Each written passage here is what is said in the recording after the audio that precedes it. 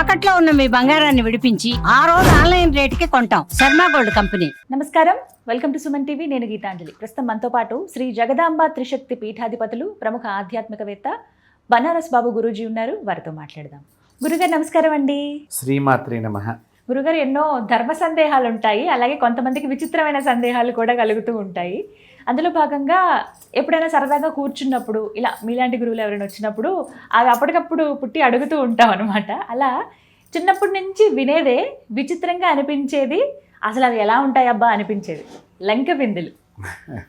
అక్కడికి అసలు అవి ఎలా వచ్చాయి, వాటికి ఆ పేర్లు ఎందుకు వచ్చాయి, వాటిల్లో అన్ని నిధులు ఎందుకు ఉంటాయి, ఎవరు పెట్టారు, అసలు ఇప్పుడు మనకు దొరకడం ఏంటి, ఇవన్నీ ఏం చెప్తారు? ఈ లంకిడి బిందెలు అనేటువంటి విషయం ఇది ఈ దేశంలో కంటిన్యూషన్గా నడిచేటువంటి వ్యవహారం. ఏదో ఒక వార్త ఎక్కడో దగ్గర వస్తుంటుంది, ఎక్కడో ఒక చోట ఎలాగైనా వస్తుంది. ఇవి సహజంగా భూమి లోపల దొరికేటువంటి నిధి నిక్షేపాల కింద మనం భావన చేయవచ్చు. అయితే ఈ లంకిడి బిందెలు అనేటువంటి కానివ్వండి, లేకపోతే ఏదైనా నిధి ఉంది భూమిలో అని కానివ్వండి, మనం ఆలోచన చేస్తే కొన్ని యుగాలకు ముందర, అంటే ఇప్పుడు కృతయుగము, త్రేతాయుగము, ద్వాపర యుగము ఇత్యాది యుగాలలో మారినప్పుడల్లా అప్పటి మనుషులు, అప్పటి వాళ్ళు అంతా కూడా సామ్రాజ్యాలు పతనము ఇవన్నీ అవుతూ ఉంటాయి కదమ్మా. ఈ అనేక యుగాల్లో ప్రమాదాలకు లోనైనప్పుడు అది ఏ దేశం అన్నా కావచ్చు, ఒక భారతదేశమే కాదు, ఏ దేశంలో అయినా కూడా జరిగినప్పుడు అప్పుడు కొన్ని బంగారపు వస్తువులు కానీ వాళ్ళు దాచుకునేవి ఏమన్నా ఉంటే కనుక, ఇప్పుడు మనమే బీరువాలో దాచామనుకోండి, ఏదో ప్రమాదం లోనైంది, ఆ బీరువా భూమి లోపలికి వెళ్ళిపోయింది, ఎప్పటికో ఎవరికో అది దొరకవచ్చు. ఇలా దొరికేటువంటి వాటన్నిటిని కూడా మీరు అన్నట్టుగా లంకిడి బిందెలు నిధి నిక్షేపాల కింద మనం చూడాలి. ఆ కోణంగా ఇది ఒక కోణం. ప్రమాదాల రీత్యా భూమి లోపలికి వెళ్ళిపోయి అలా ఉండిపోవటం, అది తర్వాత కొంతకాలానికి ఎవరికో దొరకటం.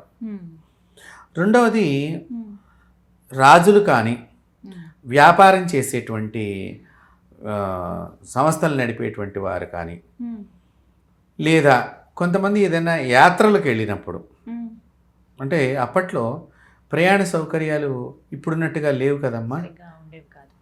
తర్వాత కాశీకి పోయేస్తే కాటికి పోయేసినట్టు అనేవాళ్ళు అప్పట్లో.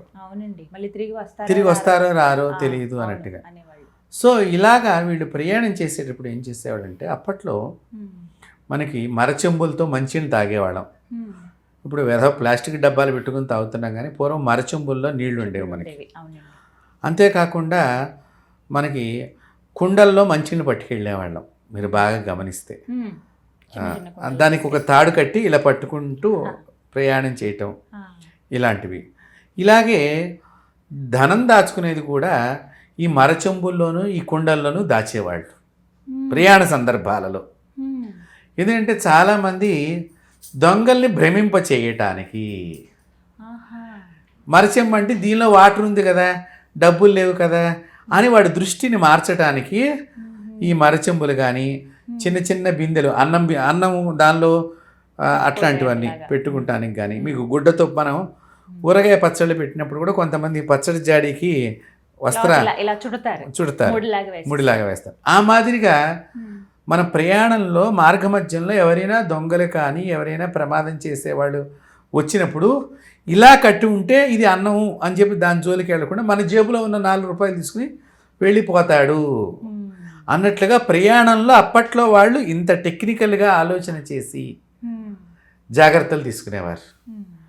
ఇలాగా తీసుకున్న దానిలో వారు ఒక్కొక్క సందర్భంలో ఎక్కడైనా 4-5 రోజులు ఉండిపోవాల్సి వచ్చినప్పుడు ఇవి మాట్లాడితే అందరి ముందర తీస్తూ ఉంటే ఎవరైనా ఉంటుందని చెప్పి ఏదైనా ఒక చెట్టుకి జ్ఞాపకంగా పెట్టుకుని ఆ చెట్టు కింద పాతేస్తూ ఉండేవాళ్ళు ఆ 4 రోజులు ఉండేటప్పుడు. ఇవి ఎక్కువ మోతాదుల్లో పట్టుకెళ్ళేవాళ్ళమ్మ. ఈ ప్రయాణం చేసేటప్పుడు చాలా డబ్బుల్ని ఎక్కువ మోతాదుల్లో చిన్న చిన్న వాటిల్లో కూడా పట్టుకెళ్ళేవారు. తర్వాత ముఖ్యంగా దేవుణ్ణి కూడా వీళ్ళతో పాటు పట్టుకెళ్ళేవారు. పూర్వకాలం దేవతార్చన అనేవాళ్ళు దాన్ని. ఎక్కడున్నా కూడా వాళ్ళు ఆ దేవతార్చన పూజ చేసుకోవటం. సో దొంగలు పూర్వకాలంలో దేవుడి జోలికి పోయేవాళ్ళు కాదు సాధ్యమైనంత వరకు. చాలా ఆ భయము భక్తి ఉన్నది. సో అట్లా ఆ దేవతార్చనని జోలికి వెళ్ళేవాళ్ళు కాదని మడిగా ఇవన్నీ మనకు ఆచారాలు ఎక్కువగా ఉండేటువంటి సంప్రదాయ సమయంలో. సో ఇట్లాగా కొంచెం ఈ మరచెంబులు కొనుక్కోలేని వాళ్ళు మట్టి బిందెలు లాంటివి, మట్టి కూజాలు లాంటి వాటిల్లో ఈ నీళ్లు పట్టుకెడతారు. దానిలోనే వీళ్ళు డబ్బులు పెట్టుకుని వెళ్ళి అక్కడక్కడ ఇవి పాతేశారు ప్రయాణ సందర్భంలో. సో వీడు వెళ్ళేటప్పుడే ఎటించి పెడుతున్నాం, ఏ ఊరు నుంచి పెడుతున్నాం అన్నీ కూడా ప్లాన్ చేసుకుంటూ, అంటే వీళ్ళు వెళ్ళేటూ ప్లాన్ చేసేవాళ్ళు. ఎక్కడి నుంచి ఎన్ని క్రోసుల దూరం ఉన్నది, ఎన్ని అడుగుల దూరం ఉన్నది, ఎన్ని గజాల దూరంలో ఉన్నది, ప్లస్ అక్కడ చెట్లకు కూడా మార్క్ చేసేవాళ్ళు కొన్ని రకాలైనటువంటి గుర్తులు. ఈ మార్కులు చేసుకుని ఈ చెట్ల మధ్యలో ఇంత దూరంలో ఈ చెట్టుకి ఈ కోణంగా అన్నట్టుగా ఆ మరచెంబుని కానీ ఆ మట్టి కూజాని కానీ అక్కడ పాతేసి తిరుగు ప్రయాణంలో ఏమన్నా అవసరం అవుతాయి కదా, మళ్ళీ అప్పుడు కూడా కావాలి కదా. సో రెండింటిని ఇక్కడి నుంచే ట్రావెల్ చేసుకునేవాళ్ళు. మన వీక్షకులకి మనం ఇది చెప్పలేదనుకోండి, ఇన్నెందుకు పట్టుకెడతాడు, కావాల్సిందే పట్టుకెళ్ళచ్చుగా మళ్ళీ ఒక ఈ తిరుగు ప్రయాణానికి కూడా కావాల్సినవి కొన్ని పట్టుకెళ్ళినప్పుడు వచ్చేటప్పుడు ఇవి కలెక్ట్ చేసుకుంటూ రావటానికి అన్నమాట. ఒక్కొక్కసారి వీళ్ళు రావటంలో ప్రయాణం ఆలస్యం అవ్వచ్చు, లేదా మరణించవచ్చు, లేదా వాళ్ళు రూటు మార్చుకుని రావచ్చు వేరే వాళ్ళు కలిసినప్పుడు. అప్పుడు ఈ ప్రయాణంలో మళ్ళీ అంత దూరం వెళ్ళాలి అనే ఉద్దేశంగా పోలే ఏదో ఎప్పటికీ మనం వెళ్ళినప్పుడు తెచ్చుకుందాంలే అన్నట్లుగా వదిలేసేవాడు కొంతమంది. అలా రాజులు కూడా ఈ దేశం నుంచి వేరే రాజ్యానికి వెళ్ళేటప్పుడు కూడా ధనాన్ని వాళ్ళ దగ్గర ఎక్కువ ఉంచుకోవటం మంచిది కాదని చెప్పి ఇలాగ దాచిన సందర్భాలు ఉన్నాయి. మీకు రాజులు వెళ్ళే సమయంలో పెద్ద పెద్ద భోషాణం అని అంటారు మన పూర్వీకులు. ఈ భోషాణాలను ఇలా మోసుకుంటూ వెనకాతల పరివారం అంతా నడుస్తూ వచ్చేది. రాజుగారి పల్లకీలోనో గుర్రం బండి మీదనో ఎద్దు బండి మీద ప్రయాణం చేస్తూ ఉంటే ఇవన్నీ భోషాణం మోసుకుంటూ వెళ్ళేవాడు. ఈ భోషాణాలని కొంతమంది పెద్ద పెద్ద గొయ్యలు తీయించేసి దాని మీద వాళ్ళు టెంట్గా వేసేవాళ్ళమ్మ అప్పుడే జాగ్రత్తలు చేయటానికి. అంటే దానిలో ఎవరో ఉన్నారు అనుకునేటట్టుగా. సో ఆ గొయ్యి తీసేసి దాని కింద పెట్టి మళ్ళీ ఆ మట్టినంతా పోసేసి కప్పేసి తర్వాత టెంట్ పీకేసి వెళ్ళిపోయేవాళ్ళు. వచ్చేటప్పుడు అక్కడ ఒక చెట్టు పెట్టేవాడు కొంతమంది. వెళ్ళేటప్పుడే దాని మీద ఒక చెట్టు పెట్టేసి ఏదో చెట్టు పెట్టారు ఆయన గుర్తుగా అని చెప్పి అనుకునేటట్టుగా భ్రమించాలని చెప్పి. సో ఇలాగా కొన్ని పాతేసినటువంటివి. సహజంగా పూర్వకాలంలో ఏంటంటే మనకి ఇలా ఈ తాళాలు, సేఫ్టీ ప్రికాషన్స్ ఎంత చేసినా దొంగలకి ఏదో రకంగా దొంగతనాలు జరుగుతాయని మన ఇళ్లల్లో కూడా అప్పట్లో ఈ మట్టి కుండల్లో మన ఇళ్లలో పెరట్లో కూడా చెట్లలో డబ్బులు దాచుకున్నటువంటి వాళ్ళు. అంటే బీరవాళ్ళు లేవు కదమ్మా అప్పట్లో, ఇవే కదా ఏదన్నా జాగ్రత్త చేసుకున్నా. మీరు బాగా గమనించండి, ఇప్పుడంటే మనకి ఫ్రిడ్జ్ అవన్నీ వచ్చినాయి పాలు పెరుగు దాచుకోవడానికి. పూర్వీకులు అలా కాదు, ఉట్టి కట్టి పెరుగు పాలు అన్నీ ఉట్టి మీద పెట్టేవాళ్ళు. పళ్ళు కూడా హ్యాంగ్ చేస్తూ ఉండేవాళ్ళు. మీరు గమనించారో లేదో, ఇవన్నీ పాత పద్ధతులు. ఇప్పుడు అవన్నీ కొత్తగా ఫ్యాషన్గా అవుతున్నాయి. ఇలాంటివి దాయటం మూలకంగా వాళ్ళు ఈ భూమిలో దాచుకుని అవసరం పడ్డప్పుడు ఏదో రకంగా దాన్ని అక్కడ కట్టెలు మోపి పెట్టేవాళ్ళు. ఇళ్ళ దగ్గర కూడా దాని మీద మనం కట్టెలతోనే వంట చేసుకునేవాళ్ళం. సో పుల్లలు తెచ్చినవన్నీ అంటే ఆ గుంత తవ్వింది ఎవరికి కనిపించకుండా ఉండడానికి ఈ పుల్లలన్నీ దాని మీద పెడితే గమనించకుండా ఈ పుల్లల మోపులు ఇలాగా. తర్వాత పెంటకుప్పకి దగ్గరగా పెట్టేవాళ్ళు. అంటే పెంటకుప్ప దగ్గరికి అందరూ వెళ్ళరు కదా. పెంటకుప్ప అని ఎందుకుంటున్నామంటే ఆవు పేడ, ఇళ్లలో గేదె పేడ, ఇది ఈ కుప్ప ఇంట్లో కసి దానికి దగ్గరగా పెట్టుకుని మార్చేసి పెట్టేవాళ్ళు అనమాట. అంటే మనుషుల్ని డైవర్ట్ చేయటం. అదే ఇప్పుడు ఇంకొక ఇందులోనే గురువు గారు, ఎక్కువ సంపద ఉంది అన్నప్పుడు లేకపోతే ఏదో ఉంది అని చెప్పడానికి నాగబంధం ఒకటి పెట్టడం కొన్ని చూస్తాం మనం. అవును, అక్కడ లంకి బిందెలే ఉంటాయా లేకపోతే నిజంగా ఏదన్నా ప్రమాదం ఉంటేనే అలా నాగబంధాన్ని అలా పెడతారా ఏంటి?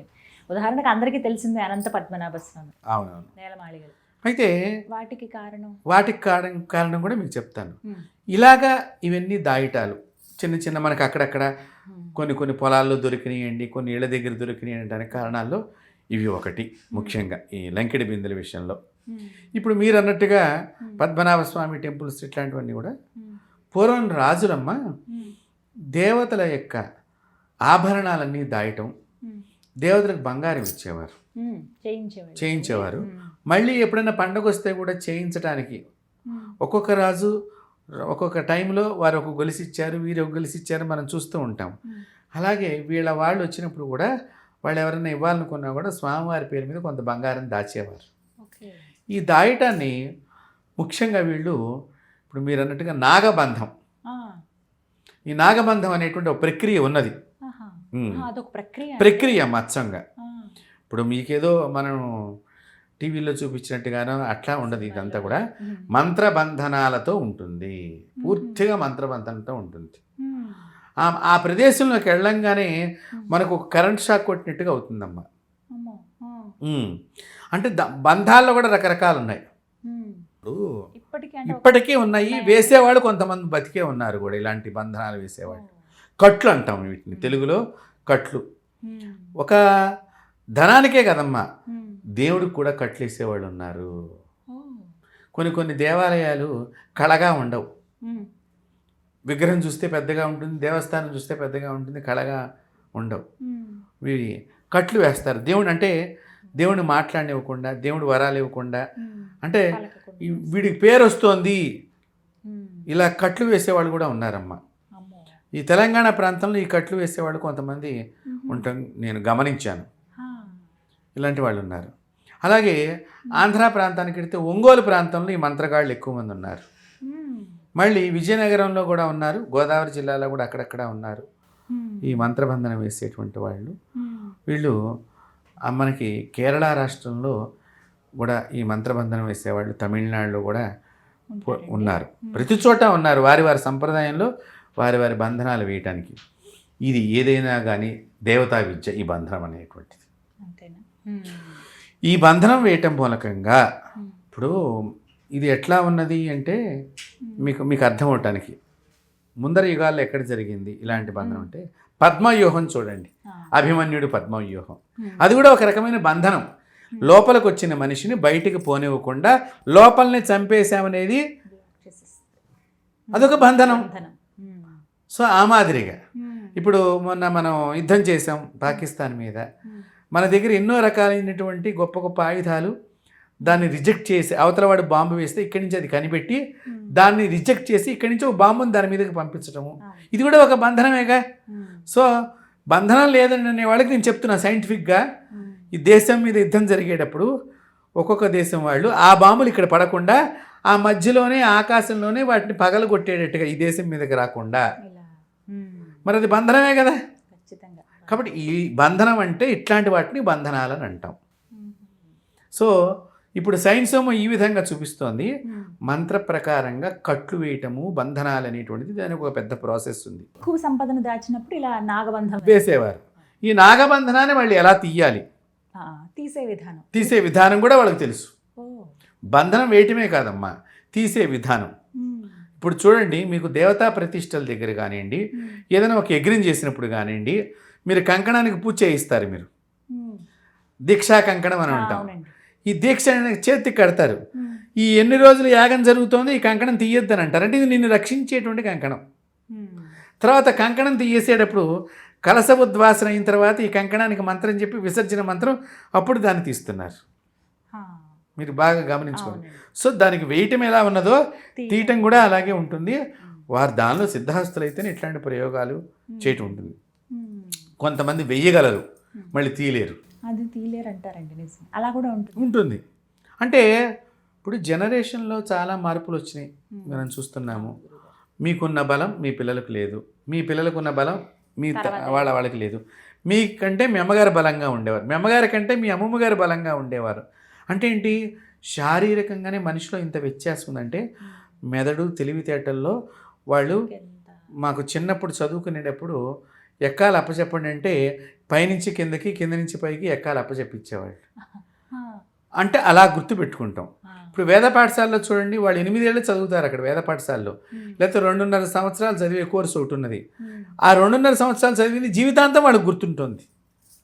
అంటే మెదడుకి ఆ చైతన్య శక్తి ద్వారా ఆ మెదడులో, మస్తిష్కంలో ఆ మంత్రాలలాగా ఒక చిప్ కార్డులో దాచేసేటట్టుగా ట్రైనింగ్. కాబట్టి ఇది కూడా ఒక బంధనాన్ని తీసేయటము, ఒక బంధనం వేయటము అనేటువంటి దానిలో. ఇలాంటి వాటికి మనం పూర్వకాలంలో వేసేవాళ్ళు. ఒక దేవాలయాలకే కాదు, ఇంకా చెప్పాలి అంటే రాజుగారి కోట రక్షణకు కూడా కొన్ని బంధనాలు వేసేవారు, కొన్ని మంత్రబంధనాలు. సర్పబంధనాలు, అగ్నిబంధనం ఉన్నది. అగ్ని ద్వారా ఒక బంధనం, నీటి బంధనం ఒకటి ఉండేది, నీటి ద్వారా బంధనం, మళ్ళీ సర్పబంధం. అప్పుడు ఏంటంటే వాళ్ళకి పాముల్లాగా అవి కనిపిస్తూ ఉంటుంది అక్కడ. సో భయం చేత ఆ ప్రదేశానికి వెళ్ళలేడు ఉండటానికి అక్కడ. ఇది మనకి ఈ బంధనం ఎక్కడ కనిపిస్తుంది అంటే పాండవులు వనవాసం ఒకటి అజ్ఞాతవాసం చేయాల్సి వాళ్ళకి శాపం అంటే వారి ఆ ప్రమాదాన్ని పొందినప్పుడు వీళ్ళ ఆయుధాలన్నీ కూడా జమ్మి చెట్టు మీద పెట్టినప్పుడు దానికి మంత్రం వేసి వస్తారు వీళ్ళు. ఎవరు చూసినా కూడా దాని మీద పాములు కనిపించేటట్టుగా అసలు ఆయుధాలు ఉన్నట్టుగా కనిపించవు, వీళ్ళకి మాత్రమే అది ఆయుధంగా కనిపిస్తుంది. అది కూడా ఒక బంధనం. కాబట్టి ఇట్లా ఆయుధాలని బంధనం చేయటం, మనుషుల్ని బంధనం చేయటం మీరు గమనిస్తే నేను చాలా ఇట్లాంటి వాళ్ళతో నేను గమనించడం చూశాను. ఒకసారి ఒంగోలు ప్రాంతం మనకి యద్దంకి ఈ ప్రాంతంలోనమ్మా, గుంటూరు దగ్గర నుంచి ఈ ఒంగోలు మధ్యలో ఒక అతను ఇలా అంటూ ఉంటాడు చుట్టానికి. ఏదో సంగీతం సామవేదం పాడుతున్నాడు అన్నట్టుగా ఉంటుంది. వీడు ఇలా అన్నప్పుడు పవిటి కింద పడిపోతుంది, ఇలా అంటే పవిటి పైకి వస్తుంది. అంటే ఇది ఒక మంత్రం ద్వారా స్త్రీలను ఏడిపించే బంధనం. ఇది పడిపోతూ ఉండదు, వాళ్ళు ఎంతసేపు పెట్టుకున్నా కానీ ఉండదు, ఇది జారిపోతూ ఉంటుంది అనమాట. వాడి మంత్రం ద్వారా ఇలా చేస్తూ ఉంటాడు అక్కడ కూర్చొని. ఉన్నారు కూడా. ఇవన్నీ వాస్తవాలే నేను చెప్పేది, అవాస్తవాలు ఏం కావట్లేదు. పూర్వంలో ఇంత మంత్రానికి చింతకాయలు రావటంగా కొన్ని చింతకాయలు కూడా రాలిపించే శక్తి కలిగిన వాళ్ళు ఉన్నారమ్మా. మన భారతీయులు మామూలు మనుషులు కాదు. భారతదేశం దేవతా నిలయం. దేవతల్ని కూడా వాళ్ళు ఇక్కడ పుట్టినటువంటి ఋషులు దేవతలకు కూడా శాపాలు పెట్టారు. అంటే మరి ఇక్కడ ఈ భూమికి ఉన్న శక్తి, ఈ భూమికి ఉన్న గొప్పతనం, ఈ భూమిలో ఎంత విజ్ఞానం ఉన్నదో చూడండి.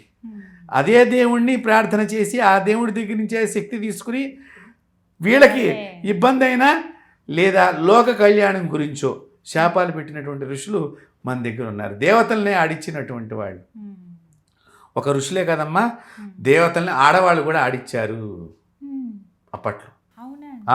మరి అత్రి గారి భార్య అనసూయ మరి ముగ్గురు దేవతల్ని ఏదో పాదచీరలో వేసి, ఒకడు లోకాన్ని తనలో కలుపుకునేవాడు, ఒకడు లోకరక్షకుడు, ఒకడు సృష్టికర్త, వీళ్ళ ముగ్గురిని ఉయ్యాల్లో వేసి ఊగరావయ్యా అని చెప్పి పాట పాడింది. అంటే మరి దేవతలను ఎలా ఆడిచ్చింది ఆవిడ? సో ఇక్కడ విజ్ఞానం అనేటువంటిది విద్యను నేర్చుకునేవాళ్ళు ఆ మాదిరిగా పూర్వకాలంలో నేర్చుకునేవాళ్ళు. విద్యని ప్రతి విద్యని అది చాలా గౌరవించేవారనమా. ఇప్పట్లాగా అప్పట్లో విమర్శలు లేవు. అదేం పెద్ద విద్య కాదులే, నువ్వు తర్వాత ఆ విద్యకి వెళ్ళినా కూడా నీకు ఆ విద్య ఎప్పటికీ రాదమ్మా. ఇదంటే నీ భావనలో అది గౌరవ భావన లేదుగా, ఆ విద్య నిన్ను వరించదు. చాలామందికి విద్యలు రాకపోవడానికి కారణం ఇదే. వేరే విద్య మీద అనవసరమైనటువంటి నాకు తెలిసిందే గొప్ప అనేటువంటి భావన.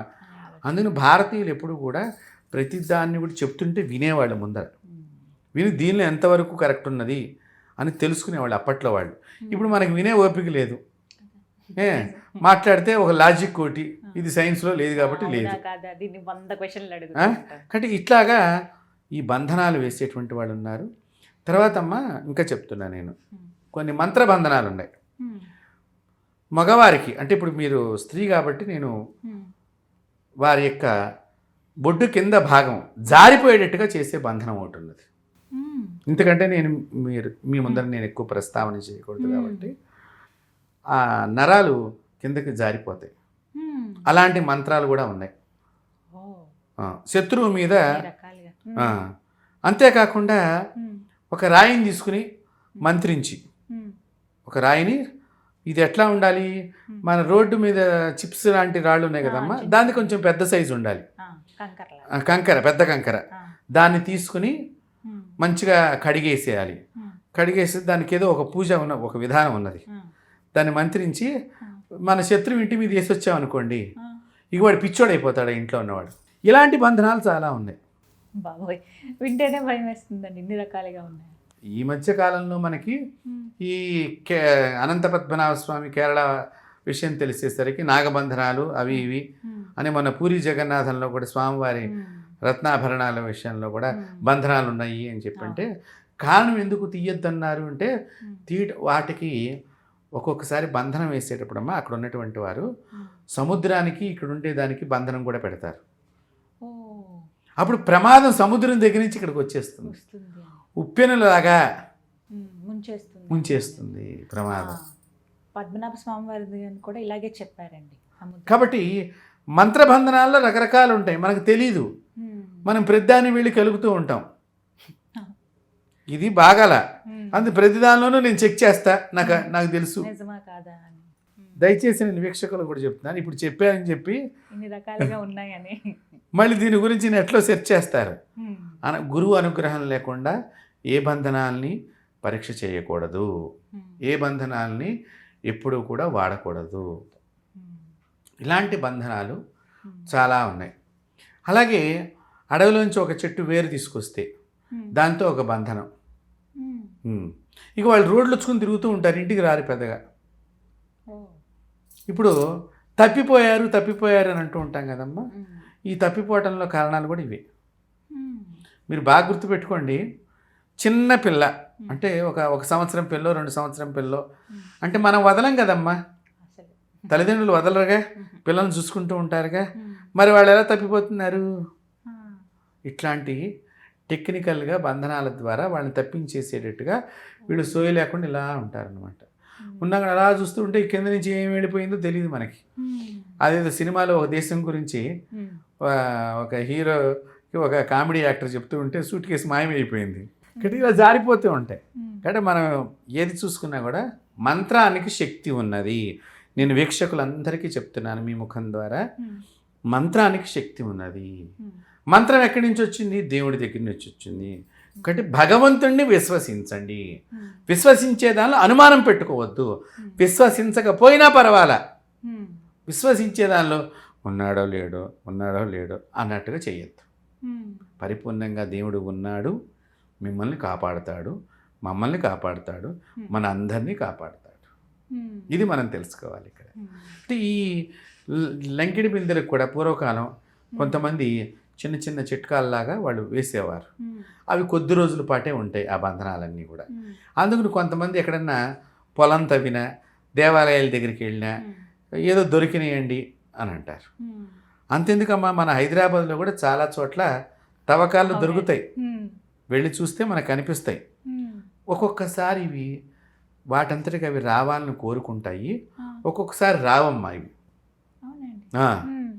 మళ్ళీ విజయవాడలో కూడా ఒక అంటే దుర్గగుడికి దగ్గరగా మనకు అక్కడ కాళేశ్వరరావు మార్కెట్ అని ఉంటుందమ్మా.